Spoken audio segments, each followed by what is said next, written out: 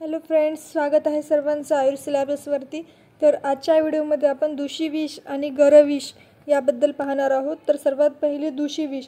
दूषिविषची निरुक्ती पाहायची झाली तर दूष म्हणजेच काय? अपवित्र, दूषित करणारं असं असते ते दूष। आणि हे जे दूषिविष आहे देश, काल, अन्न आणि दिवसा झोपल्यामुळं हळूहळू शरीरामध्ये साठत असतं। ह्याची क्वांटिटी सुरुवातीला कमी घेतली तरी ती कमी क्वांटिटी जास्त होते, एकदाच असं नाही होत। धातूंना वारंवार दूषित करते, म्हणून ह्याला दूषिविष म्हणतात। आपण समजा एक दिवसा झोपल्यामुळे एखाद्या दिवशी आपण दिवसा झोपलो, दिवसा झोपी गेलो, पण त्या दिवसा झोपल्यामुळे आपल्याला लगेचच्या लगेच दिसणार आहे का त्याचे इफेक्ट्स काही? तर नाही। आपण असे खूप दिवस झोपल्या, असं रोजच दिवसा झोपत गेलो तर काय होईल? कफाची वृद्धी होईल। आणि कफाची वृद्धी झाल्यामुळं काय? कफाच्या वृद्धीमुळे जे होणारे आजार आहेत ते आपल्याला काही काळाने दिसतील, जसे की कुष्ठ, प्रमेह यासारखे आजार आपल्याला लगेच नाही दिसणार। एक दिवस आपण झोपलं तर त्याच्याने काहीच फरक नाही पडणार, परंतु हे आपण दररोज झोपत गेलो तर थोडं रोज थोडीशी ही जी कफाची वृद्धी आहे ती अधिक होत जाणार। आणि यामध्ये काळ जास्त लागलेला आहे पहा, आज थोडासा झाला, उद्या थोडासा, नंतर थोडासा, असं वाढत ते विष साठत जातं। आणि हे असं विष रोज थोड्या अमाऊंटमध्ये साठून एका दिवशी त्याचा खूप मोठा इफेक्ट दिसतो, ते असणार आहे दूषिविष। यालाच मॉडर्नमध्ये म्हटलेलं आहे पहा, स्लो ॲक्टिंग पॉयझन और पोल्युशन पॉयझन। पोल्युशन पॉयझन का म्हणलेलं आहे? कारण की पोल्युशन सारखंच पहा, पोल्युशन आज एका दिवशी होणार आहे का? समजा तुमची एखादी रूम आहे आणि ह्या रूमच्या खिडकीच्या बाहेर धूर, रोज एखादा व्यक्ती काय करतोय? धूर करतोय, काहीतरी जाळतोय। तुम्ही काय कराल? पहिल्या दिवशी खिडकी बंद करून घ्याल, त्यामध्ये रूममध्ये काय येणार आहे का धूर? नाही, थोड्या प्रमाणात, अगदी थोड्या प्रमाणात। नंतर परंतु हे असं रोजच करत आहे, रोज धूर जाळत आहे, रोज धूर होत आहे, तर 5-7 दिवसांनी तुम्ही काय रोजच हमेशासाठी खिडकी बंद ठेवू शकता का? नाही।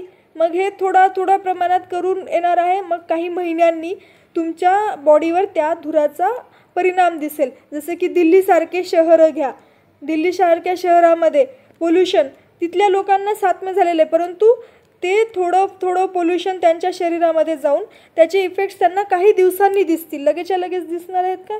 नाही। म्हणूनच हे दूषिविष म्हणजेच काय? Slow acting poison, pollution poison. अजून एक एक्झाम्पल घ्यायचं झालं तर जे फूड पॅकेट्समधलं जे फूड खातो, जसं की चिप्स झालं, कुरकुरे झालं, किंवा मग जे कोल्ड्रिंक्स पितो, जे खूप दिवसापासून ठेवलेले असतात स्टोअर करून, ते आपण एखाद्या वेळेस घेतलं ठीक आहे, परंतु आपण रोज तेच पदार्थ घ्यायला लागलो जे पॅक्ड आहेत, तर ते आपल्या बॉडीवर पॉयझनसारखं काम करतात, जे की दूषिविषसारखं असतं। कारण की रोज थोडी क्वांटिटी घेतली, मग त्याचं एक दिवस जास्त होऊन तुम्हाला ॲसिडिटीचा त्रास किंवा मग वेगवेगळे आजार होऊ शकतात। ठीक आहे। यानंतर पहा दूषिविषची व्याख्या व्यवस्थित पहा। यात काय दिलेलं आहे? स्थावर, जांगम किंवा कृत्रिम विषाचा असा अंश जो पूर्ण रूपाने शरीराबाहेर निघत नाही, परंतु पाचन होऊन किंवा विषग्न औषधांच्या प्रभावाने हीनवीर्य दिलेला आहे। पहा, शब्द नीट लक्षात ठेवा, हीनवीर्य दिलेला आहे इथे, होऊन शरीरात पडून राहतो व त्याला दूषित करतो, त्यालाही दूषिविष असे म्हणतात। तर पहा, याचा अर्थ काय दिला? स्थावर असू शकते। स्थावर म्हणजे काय? स्थावर म्हणजे वनस्पतीपासूनचं, जांगम म्हणजे प्राण्यांपासूनचं, किंवा कृत्रिम विष म्हणजे काय? आर्टिफिशियल, माणसांनी जे बनवलेलं आहे ते, यांचा म्हणजे जसं की पोल्युशन थोडी ना प्राण्यांपासून असतं किंवा मग वनस्पतीपासून, ते माणसांमुळेच होतं ना, अशा टाईपचं। नंतर असा अंश, ह्या तिन्हीचा असा अंश जो पूर्णपणाने शरीराबाहेर निघत नाही, पूर्णपणाने शरीराबाहेर निघत नसल्यामुळे त्याचं काय होतं? शरीरामध्येच पाचन होतं, किंवा काय? विषग्न औषधांचा प्रभाव, ह्या विषग्न औषधांचा प्रभाव असल्यामुळे त्याचं हीनवीर्य होऊन, हीनवीर्य म्हणजे कमी प्रमाणामध्ये शरीरामध्ये तसाच पडून राहतो आणि असाच थोडा साठून एका दिवशी भला मोठा होऊन त्याचा शरीरावर परिणाम दिसतो आणि तो शरीराला दूषित करतो, त्याला आपण दूषिविष असे म्हणतो। हे दूषिविष कसं असतं? जुनं असतं आणि वायू, ऊन यामुळं काय? त्याचं हीनवीर्य झालेलं असतं आणि त्याचं स्वभावतः तो कमी वीर्य गुणात्मक असतो। स्टार्टिंगला त्याचे कमी प्रमाणात इफेक्ट दिसतात, परंतु जसं जसं त्याची क्वांटिटी वाढत जाते, आपण त्याचं अधिक अधिक रोज रोज सेवन करत जातो, नेहमी नेहमी सेवन करतो, तेव्हा त्याचे इफेक्ट्स आपल्याला जास्त दिसायला लागतात. नंतर याची आहे अव्यक्तता. अव्यक्तता म्हणजे हा दिसत नाही, हा व्यक्त होत नाही. का व्यक्त होत नाही? कारण हा हीनवीर्य असल्यामुळे प्राणी तात्काळ मरत नसतो, त्याची हीनवीर्यामुळे. नंतर आहे कफावृत्त होऊन शरीरात वर्षानुवर्षे पडून राहतो. कफ आवृत्त, त्यावर कफाचं आवरण होऊन तो शरीरामध्ये तशाच तसा वर्षानुवर्षे पडून राहतो. आणि ह्याची जी लक्षणे आहेत ती लगेच प्रकट होतात का, दिसायला लागतात का? नाही, खूप उशिरा प्रकट होतात. त्यामुळे दूषिविषाचा जो परिणाम आहे तो अव्यक्त असतो सुरुवातीला. त्यानंतर पहा मग याचं निदान. जेव्हा हा व्यक्त होईल तेव्हा त्याचं निदान म्हणजे काय, इथं हेतू सांगितलेले आहेत. निदान म्हणजे हा दूषिविषमुळे आजार होण्याचे, दूषिविषामुळे काय कारणं आहेत दूषिविषामुळे आजार होण्याचे, तर प्रतिकूल देश, काल, आहार, विहार. असं समजा एखादा व्यक्ती इथे एखाद्या भारतामधल्या दुसऱ्या सिटीमध्ये राहतो, जसं की मराठवाड्यामधला व्यक्ती आहे आणि तो गेला दिल्लीला. तर तो गेला त्याच दिवशी त्याला दिल्लीची हवा सहन होणार आहे का? नाही, तिथं पोल्युशन आहे. मग हे पण दिल्लीमधले लोक ते तिथं राहतात का? ऑब्व्हियसली तिथं सर्वाइव्ह करतातच, कारण की त्यांना त्या गोष्टी साध्य झालेल्या आहेत. परंतु हा मराठवाड्यातला व्यक्ती इथं दिल्लीमध्ये गेला आहे, तर त्याला त्या गोष्टी लगेचच्या लगेच होणार आहेत का? मग तिथे झाल्या तरी तिथं त्याला सर्वाइव्ह करायचंच आहे. मग तो सर्वाइव्ह करतोय, पण त्याच्या शरीरामध्ये थोडे थोडे दिवस असं साठून राहतं. ते प्रतिकूल देश, काल, आहार, विहार. ठीक आहे, हे असं. नंतर आहे हे प्रतिकूल देशाचं झालं. नंतर काळ. प्रतिकूल काळामध्ये एखादा पित्त प्रकोप अन्न खातोय, जे ऑलरेडी पित्त प्रकोपाचा काळ आहे, तर त्याचे इफेक्ट्स कसे दिसणार, तर त्याबद्दल आहे इथे. अत्याधिक श्रम, जास्ती प्रमाणात श्रम केल्यामुळे. नंतर आहे अतिमैथून, मानसिक द्वंद्व आणि क्रोध. हे सुद्धा दूषिविषाचे लक्षण निदान आहेत. प्रतिकूल संवेगांमुळे हीन व्याधी क्षमत्व असते, तेव्हा पूर्वेची हवा, ऊन, शीत, वर्षा आणि ढग. नंतर आहे अजीर्ण. नंतर शरीरस्थ आमविष, यामुळे पण हे सगळे दूषिविषाचे निदान आहेत. नंतर पूर्वरूप पहा.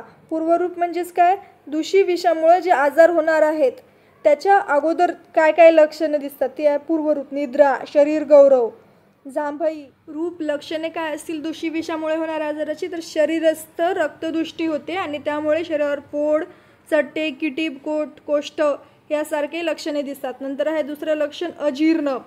नंतर अरोचक, हातापायांवर सूज येणे, उदरात जलवृद्धी, तृष्णा, वमन, अतिसार, मूर्छा, विवर्णता, विषमज्वर, उन्माद यासारखी लक्षणे दूषिविषामुळे दिसायला लागतात. कारण की ह्या सगळ्या गोष्टी पहा तुम्ही, यातल्या सगळ्या गोष्टी कशा होणार आहेत, जे दूषिविष आहे ते साठून एखाद्या दिवशी त्याचा मोठा परिणाम आपल्याला यापैकी असं दिसेल. त्यामुळे हे जे व्याधी असतात हे ट्रीट करण्यासाठी म्हणजे थोडेफार त्यांना त्रास होतो एखाद्या, कारण की या दूषिविषाचा, कारण की खूप दिवसापासून हे झालेलं असतं ना, त्यामुळे साठून जास्त झाल्यामुळे हे जास्त प्रमाणात त्रास देणारे असतात. ठीक आहे.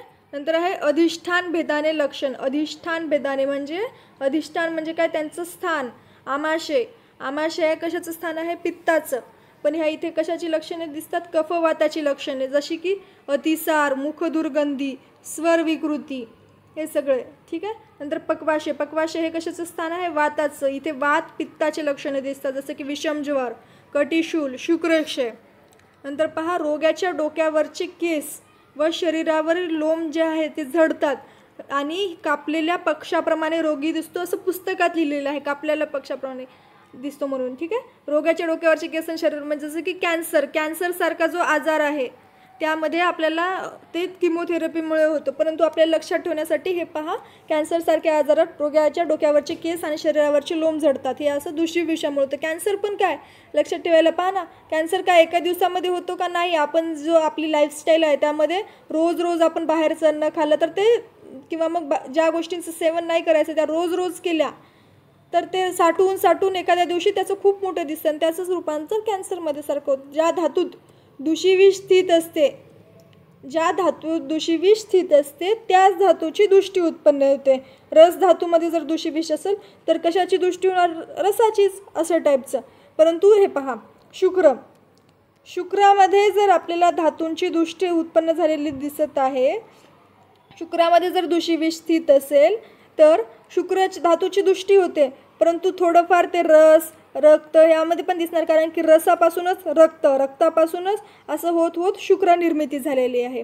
ठीक आहे. त्यानंतर पहा उपद्रव काय काय असतील? ज्वर, दाह, हिक्का, अनाह, शुक्रक्षय, अतिसार, मूर्छा, हृदयरोग, उन्माद. म्हणजेच काय, कारण की ज्या दोषांमुळे हा व्याधी झालेला आहे, दूषिविषामुळे होणारा व्याधी ज्या दोषांच्या प्रकोपामुळे वगैरे झालेला आहे, तर ह्या ज्या दोषाच्या प्रकोपाचा हात आहे त्याच्या रिलेटेड परत काही डिसीजेस दिसणार त्या दोषावृद्धीमुळे. तर ते उपद्रवमध्ये येणार ज्वर, दाह, हिक्का, अनाह, शुक्रक्षय, अतिसार, मूर्छा, हृदयरोग, उन्माद यासारखे. ठीक आहे. आता साध्य असाध्यत्व पाहायचं झालं तर इथे पुस्तकात दिल्यानुसार आहे पहा की हे जे दूषिविषामुळे जे रोग झालेला आहे, जर नवीन असेल तर तो साध्य होतो, 1 वर्ष जुना असेल तर तो याप्य असतो, आणि क्षीण व अहितसेवी पुरुषांमध्ये तो असाध्य असतो. क्षीण म्हणजे दुर्बल आणि अहितसेवी म्हणजे ते सांगितले पथ्य अपथ्य न पाळणारे जे पुरुष आहेत त्यांच्यामध्ये तो पुरुष स्त्री हे दोन्ही ठीक आहे असाध्य असतो. नंतर याच्या चिकित्सेबद्दल सांगायचं झालं तर स्वेदनानंतर वमनद्वारा शोधन करावं. इथे वमनच का दिलेलं आहे? कारण की दूषिविष जे आहे ऑलरेडी खूप शरीरामध्ये साठून झालेलं आहे, आणि त्याच्यामध्ये जर आपण त्याला शमन चिकित्सा दिली तर ते दोष शरीरामध्ये तसेच राहतील. आणि प्रॉब्लेम कशामुळे झाला आहे की हे साठल्यामुळं झाला आहे. तर मग हे शमन म्हणून अजून तिथेच आपण शरीरामध्ये शांत तिथे असणारच आहेत ना, शमन थोड्या वेळासाठी शांत होतील, पण ते परत काही वेळाने अजून त्याची ताकद वाढून परत उभारून येतील. त्यापेक्षा बेटर वे ह्या जे साठलेले दोष आहेत त्यांना शरीराच्या बाहेर काढून टाकायचं वमनद्वारा. ठीक आहे. नंतर इथे दिले दूषिविषारी अगद सेवन. जे आपण दूषिविष घेतलेलं आहे त्याच्या विरुद्ध औषध द्यायचं. अगद म्हणजेच काय? औषध. आपल्याला अगद नावाचा सब्जेक्ट आहे पहा त्यात. ठीक आहे. गद म्हणजे काय असतं? विष. अगद म्हणजे विषाच्या विरुद्ध. ठीक आहे. दूषिविषारी अगद सेवन, दूषिविषारी अगद, ह्यात तुम्हाला 10 हे दिलेले आहेत पहा गोष्टी. ठीक आहे. पहा ह्याचा आपण पाहू पॉईंट. नंतर पहा दूषिविषारी अगद, ह्यात काय आहे? 1 मिनिट. तर या दूषिविषारी अगदमध्ये काय दिलेले आहेत पहा? कुष्ठ, रक्तचंदन, गैरी, कुटनक हे सारखे 10 दूषिविषारी अगद आहेत. तर यांना लक्षात कसं ठेवायचं? तर सर्वात पहिले तुम्ही ट ज्यात येत आहे ते पहा. कुष्ठ, ट, कुटनक, नटम, जटामांसी हे 4 लक्षात ठेवा. नंतर 2 लाल रंगाचे जे लाल वर्णाचे जे आहेत रक्तचंदन आणि गैरिक हे 2, आणि हे 4 झाले, आणि बाकीचे तुम्हाला हे असेच पाठ करून लक्षात ठेवावं लागतील. ठीक आहे. नंतर हे रक्ताश्रित दूषिविष अवस्थेत सिरावेद व पंचकर्म चिकित्सा. जर दूषिविष रक्तामध्ये गेलेला असेल तर तिथे तुम्हाला सिरावेद ही जी रक्ताच्या रिलेटेड चिकित्सा आहे तीच, आणि किंवा मग पंचकर्म चिकित्सा करावी लागेल. नंतर आहे क्युम्युलेटिव्ह पॉयझनबद्दल. म्हणजेच काय? अक्युम्युलेशनमुळे जे होतं पॉयझन, त्याच accumulation of substance such as pesticides, other organic और inorganic chemicals in an organism known as bioaccumulation. जे पण पेस्टिसाइड, दुसरे ऑर्गॅनिक, इनऑर्गॅनिक केमिकल्स आहेत ते एखाद्या ऑर्गॅनिझमच्या शरीरामध्ये साठतं त्यालाच म्हणतात बायोअक्युम्युलेशन. ठीक आहे. नंतर आहे Poisson's like organic, inorganic compounds of heavy metals, insecticides, herbicides, fungicides, rodenticides when enter the body over long period even in low doses ultimately cause harm when their concentration reach high due to cumulative effect. जसे की Poisson's आहेत organic, inorganic compounds, heavy metal, insecticide हे सगळे जे जरी low डोसेसमध्ये जरी घेतले तरी ते शेवटी शरीराला नुकसानकारक असतात, कारण की त्यांचं कॉन्सन्ट्रेशन जे आहे ते क्युम्युलेटिव्ह इफेक्ट बायो अक्युम्युलेशनमुळं नंतर हाय होतं, कारण की ते थोड्या प्रमाणामध्ये शरीरामध्ये जाऊन नंतर परत त्याचा एकदाच इफेक्ट दिसतो, त्यामुळे ते हार्मफुल असतात. हेच दिलेलं आहे जे आपण आता आयुर्वेदाच्या दृष्टीनं पाहिलं तेच मॉडर्नमध्ये पण तशाच थोडंफार सांगितलेलं आहे. पेस्टिसाइडचं accumulation may cause mutagenic damage, DNA damage करतं, ठीक आहे, कॅन्सर होतं त्यामुळे. नंतर आहे neurological, reproductive and developmental toxicity और इम्युनी सिस्टीमला सुद्धा डॅमेज होतो, ठीक आहे. लीड ॲक्युमुलेशन खूप इम्पॉर्टंट पॉईंट आहे. पहा तुम्हाला अगत तंत्रमध्ये सुद्धा परत ह्या 4 मेटलचं परत हे येणार आहे ॲक्युमुलेशनचं. Lead cross the placenta and be transmitted in breast milk. Lead जे आहे तो प्लासेंटाला क्रॉस करतो आणि ब्रेस्ट मिल्क थ्रू ट्रान्समिटसुद्धा होतं. The body is enable to differentiate between lead and calcium. हे पहा, बॉडी डिफरन्शिएट करू शकत नाही लीड आणि कॅल्शियममध्ये. का? कारण की पहा, that's why majority of lead is absorbed and stored in bones and teeth. जी बॉडी आहे ती कॅल्शियम आणि लीडमध्ये डिफरन्शिएट करू शकत नाही आणि त्यामुळेच काय, लीड शरीरामध्ये ॲब्झॉर्ब केलं जातं आणि बोन आणि टीथमध्ये स्टोअर केलं जातं. आणि पहा, कॅल्शियम कुठे कुठे यूज होतं, न्यूरॉन्सचे नर्व सिनॅप्सिसमध्ये, परत नर्व कंडक्शनमध्ये, त्यात खूप साऱ्या ठिकाणी जिथं जिथं कॅल्शियमचा यूज होतं तिथं जर लीड यायला लागलं तर लीड टॉक्सिसिटी किती सारी होईल आणि डेथ पण होऊ शकते, ठीक आहे. त्यानंतर हे arsenic accumulation. Arsenic compounds accumulates in liver, lungs, spleen and replaces phosphorus. अर्सेनिकचे जे कंपाऊंड्स आहेत ते बॉडीमध्ये ॲक्युमुलेट होतात कुठे, लिव्हर, लंग्स, स्प्लीन या ठिकाणी, आणि रिप्लेस करतात कोणाला, फॉस्फरसला रिप्लेस करतात कुठे, बोनमध्ये. And remains for years in bone and chronic poisoning can be seen year after exposure has stopped. याची जी एक्सपोजर जरी स्टॉप झाला तरी क्रॉनिक पॉयझनिंग दिसते खूप साऱ्या दिवसांच्या नंतर, ठीक आहे. नंतर आहे इथायलिन ग्लायकॉल ॲक्युमुलेशन. इथायलिन ग्लायकॉलचं ॲक्युमुलेशनमुळं lead to hypocalcemia and neurotoxicity with nephrotoxicity. त्यानंतर आहे मर्क्युरी ॲक्युमुलेशन. कशामुळे होतं, कंटॅमिनेटेड फिश, सी फूडमुळं. याची साईट काय, ब्रेन आणि किडनी. याचे सिम्पटम्स पहा, inflammation of mouth, muscular trimmers और सायकिक इरिटेशन. नंतर आहे गरविष. हे आपण नेक्स्ट व्हिडिओमध्ये पाहूया. Thank you so much.